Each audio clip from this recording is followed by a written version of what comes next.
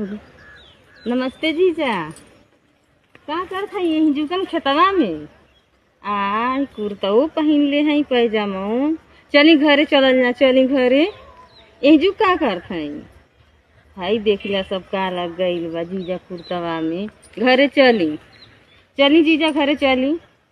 नाई जाई माँ, नाई चली। लइके कहत में जे कि फुफा आके खेतवा में खड़ा बाना। काहे खेते मैनी हूँ? अरे दाई ना जीजा हमरे रंगे से डर बा। कहत हई रंग डार दी सरहजी लोगन। बतावा पहले होली आइल बात है, केहू नहीं रंग डारी। चली नहीं तो खेतवा में पटक के बस कन्हैया डारी दे भाई कुछ सज्जी है में। चल मैं चली जीजा चली। ऐसा नंदोई रहे न डेराना सरहज से। ई नहीं सोचा थी कौने भागे से सरहज मिलत यारी। चली चली चली चली घरे चली, चली घरे न तही पटक के बस कन्हैया डार ढार।